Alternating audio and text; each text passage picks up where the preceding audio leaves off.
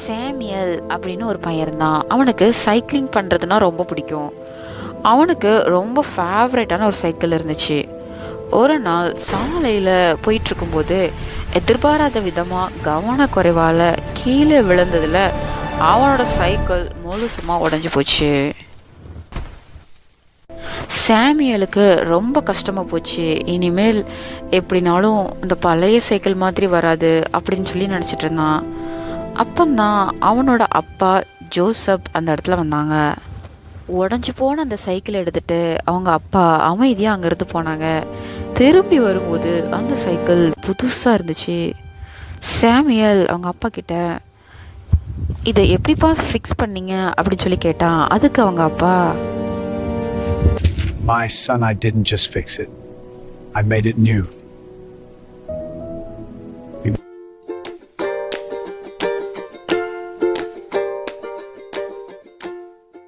ஒருவன் கிறிஸ்துவுக்குள் இருந்தால் புது சிருஷ்டியாய் இருக்கிறான். பழையவைகள் ஒளிந்து போயின, எல்லாம் புதிதாயின.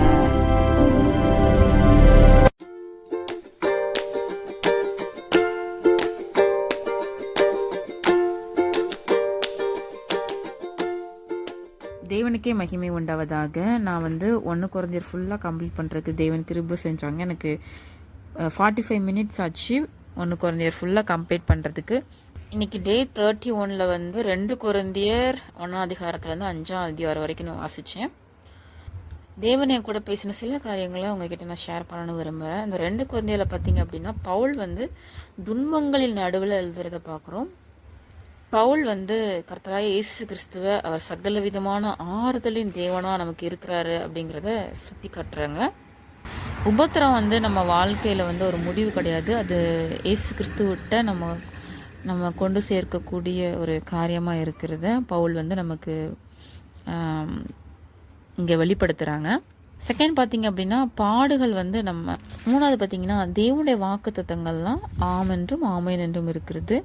மனுஷங்க சூழ்நிலைகள் இதெல்லாம் மாறும், ஆனால் தேவன் சொன்ன வாக்குறுதி நம்முடைய வாழ்க்கையில் கண்டிப்பாக நிறைவேறும் அப்படிங்கிறத பவுல் நமக்கு சொல்கிறாங்க.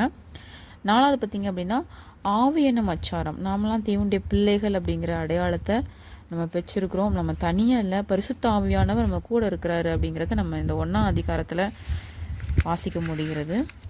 கொரிந்தி சபையில் எத்தனையோ குறைபாடுகள் பிரச்சனைகள் இருந்தாலும் பவுல் அவங்க எல்லாரையுமே பரிசுத்தவான்கள் அப்படின்னு சொல்லி அழைக்கிறாரு. நம்மளோட வாழ்க்கையிலையும் நமக்கு நிறைய குறைகள் இருக்கலாம்.